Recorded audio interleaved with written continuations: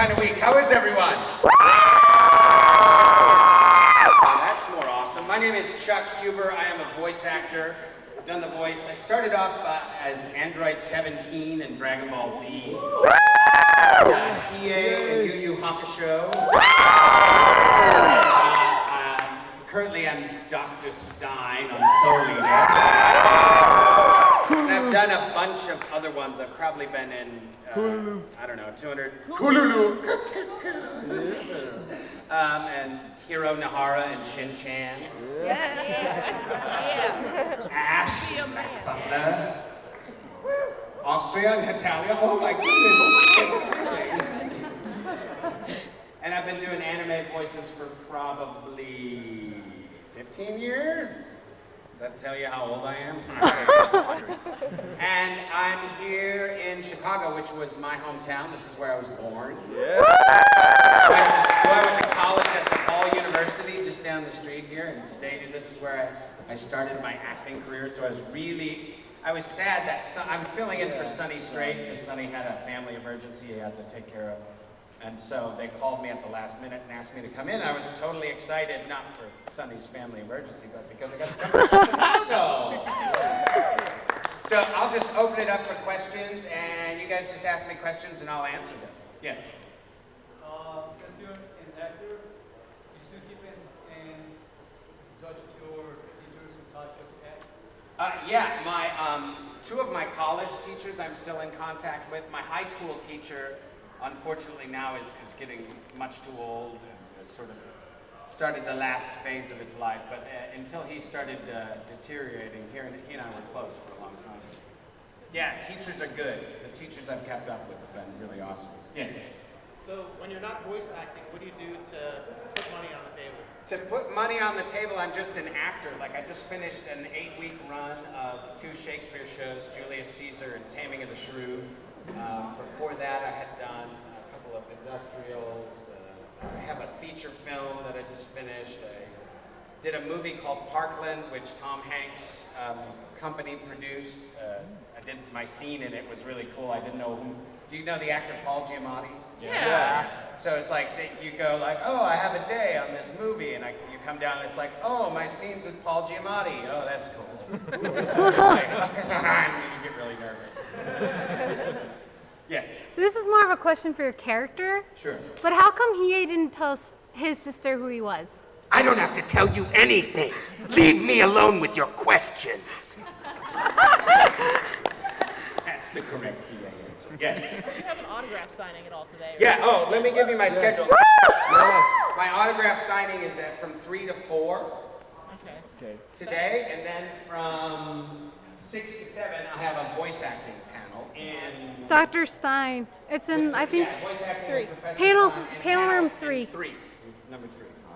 So Dr. Stein will be there. Yes. I brought along. I have CDs for sale.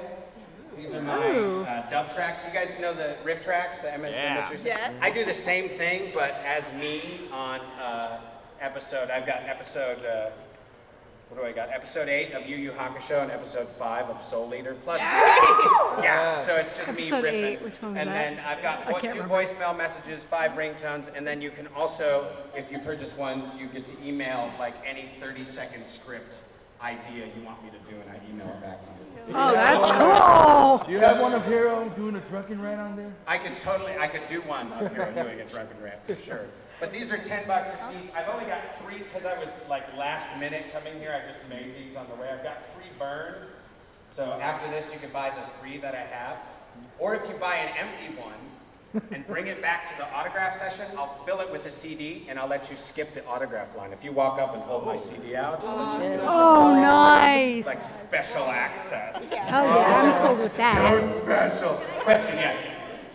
So when you were called back to do the voice of Android 17 for Kai, did you have to change up 17's voice in any way to kind of fit with the newer That's a good idea. Yeah, good question. Did Android 17's voice have to change at all when I came back to do him for Kai? Well, the answer is his voice has changed because 15 years ago, I was just a kid. My voice wasn't as adult sounding, and I still have kind of that, my voice has kind of a piercing quality. But it was kind of fun because we got to relax more into the. I think that Kai has a lot better performances and voice acting in it than the original. Like we listened to some of the reference files because we're all baby voice actors back then. We're like, oh my god, it's horrible. That is so bad. There were like simple mistakes that we didn't know about back then, and now we're like, I can't believe we let that go. You know, like missing flaps, just not acting right. You know, just silly stuff. More question? Yes. What was it like voicing Shao Tucker?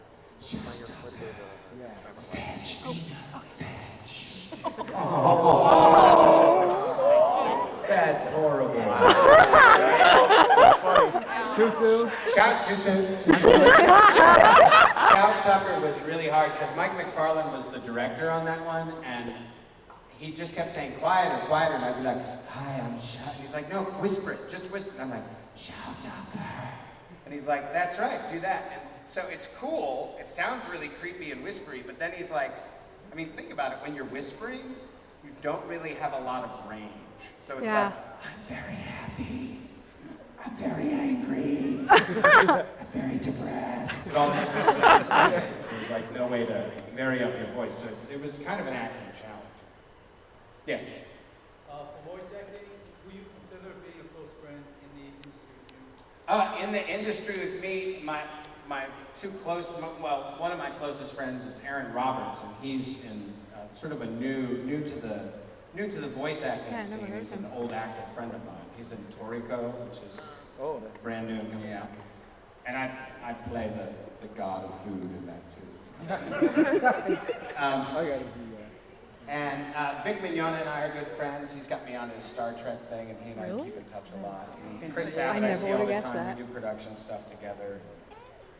But like all the voice actors, like we're all, like Todd Haberkorn's here. He and I will pal around like we haven't seen each other in a year and a half, which is about how long it's been. So it's fun. Part of the fun thing is with conventions. Like you see voice actors, like I haven't seen some voice actor for like 5 years, but I saw him 5 years ago at a convention. So when you see him again at a convention, it's like, oh, I just saw you yesterday, you know? It's you're seeing him in the same place. Hello, Kuno. More questions, yes. What was your favorite voice to do? My favorite voice to do was Hiei. Because of the reaction the fans had to it, and that's the first, when I was doing Hiei, it was the first time I went to conventions, so that's when I first met all the fans.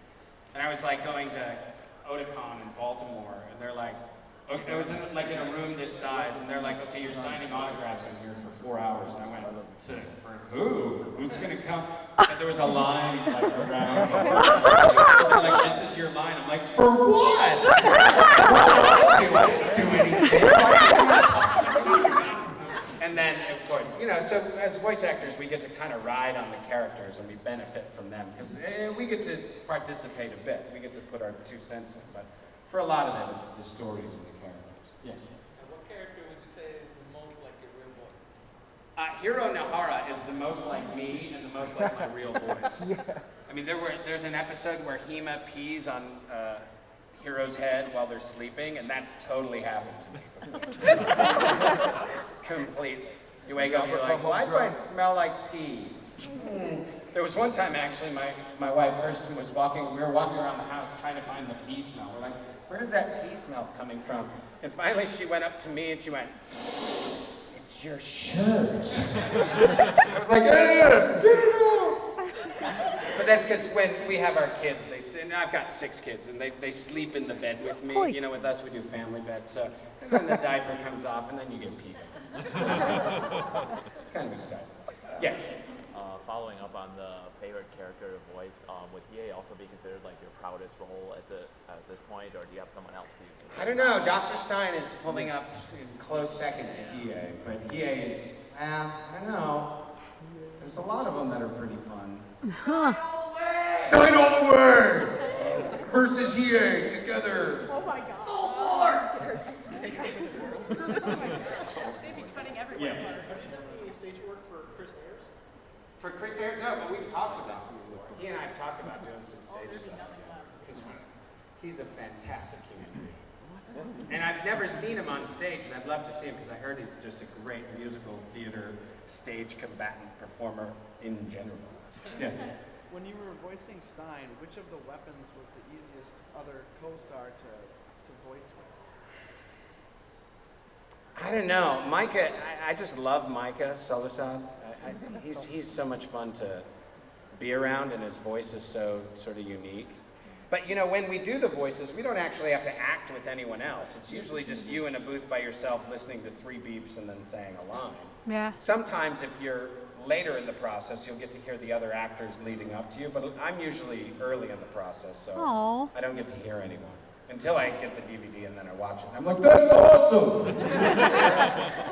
Like, I didn't know what Lucy Christian did with Medusa until I saw the DVD. And I saw it, I was like, she's so good. Yes. I was gonna ask you, have you ever been on the receiving end of a bomb in the booth, or have you left one for someone? Oh, yeah. And does everyone know what they're talking about, leaving a bomb in the booth? Yes.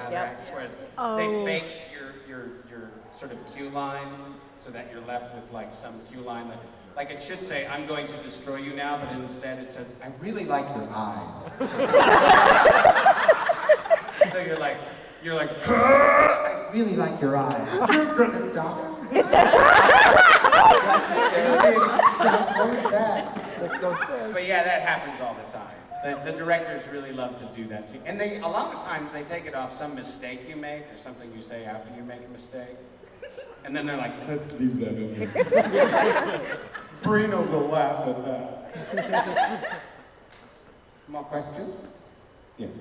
Yeah, which character voice would you say like put the most strain on your voice? Like you Ooh. were done for days afterwards. I'd say he.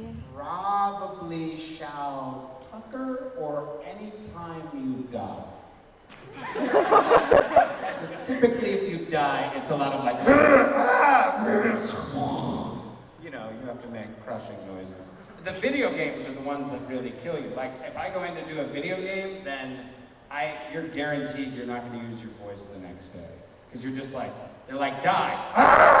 Okay, now die longer. And now die like you're falling off a cliff and on fire. And then they'll say, great, you again. Yeah, and then you do it again. And I just did it now, and now I have no voice. Let's do that with voice. Yes, sir. Do you have any upcoming roles that you're allowed to talk about at this point in time? I have no upcoming roles Oh. that I can talk about. I'm always hoping for more Hitalia. Yes. That's what I always say. I'm always hoping for more. Yes.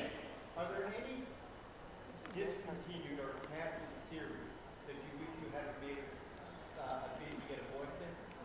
Oh, yeah. Wow. I'd go all the way back to Speed Racer. I mean, I would straight up love to be in Speed Racer. Or, oh man, other series. Oh, wow. So many to choose from. I've actually, you know, I try not to look back at things that I miss and can't be in. I like to look forward. Like, I'm waiting for them to do like a Doctor Who anime, so I would love to voice Doctor Who, or actually be Doctor Who. That would kind of be awesome. I could be the first American Doctor Who. Maybe. Maybe not. Yes, sir. The thing I dislike the most? The drive to Flower Mound. Funimation is in Flower Mound, and it's like 45 minutes, 50 minutes away from me, and like it's through the worst traffic in DFW, so it's like, I love doing the work, but I hate the drive there. And honestly, that's probably the only bad thing about doing voiceover, is the drive to Flower Mound, to Funimation. Yes? All right, since you brought your CDs with you, what's your opinion on listening to anime music? Like, what makes you get interested into it? Into anime music? Yeah, I'll tell you this. I wrote Baccano, and anyone know the series Baccano? Yeah. So that was one of my first writing gigs all by myself. Oh, wow. And the music on Baccano, that was one, it was like all jazz and 20s. Yep. And that was the first one that I really got into. And that's in my playlist now. And now as different series come up, I have different friends who are fans who will be like, you've got to hear the music to this. Because that's the part of the great thing about anime is that the acting is brilliant. If I do say so myself. The music is wonderful. The artistry is beautiful. So it's like when all those elements come together, it's really, really neat. That's my son. Say bye, son. Bye. That's Gabriel. He's probably going to the video game room.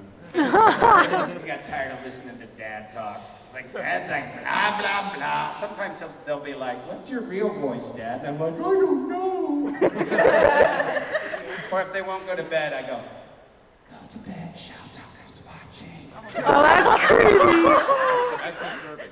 That would be very disturbing. you gotta Yes, let that's them the know. only son, that's one of 6, and he's the only one I have with me, because we were vacationing whitewater rafting in the Grand Tetons in Wyoming when you guys, Anime Midwest, called and was like, would you come out? And I said, please, and thank you. Yeah. So you wrote Baccano. Is there any other series that you wrote that you're like particularly proud of your work? Yes, the 3rd season of Sergeant Frog I wrote with Jamie Marchi, and all of Hetalia I wrote with Jamie Marchi. And both of those were ones where we got to go off script a little bit. Like I remember, for instance, after the 1st season of Hetalia, they had to have a little talk with Jamie and I.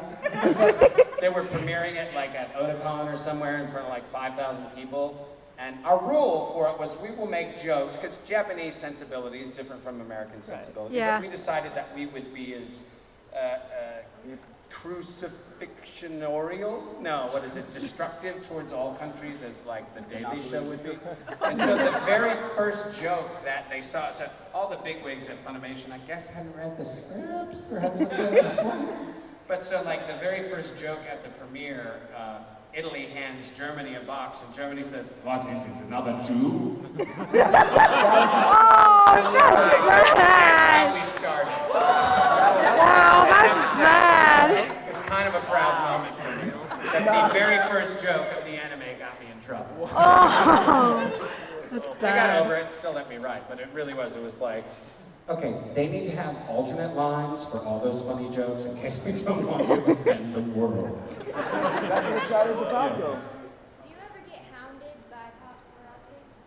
Paparazzi? No, only at conventions do I get hounded, and it's not hounded. I'd love interacting with you guys here. Oh. That's why I'm here. Oh. Part of the thing with anime that's really cool is that the distance between the people who make the anime and the people who enjoy the anime is very small, and it's a tight community. So it's, I don't know, that to me is one of the really fun things about it.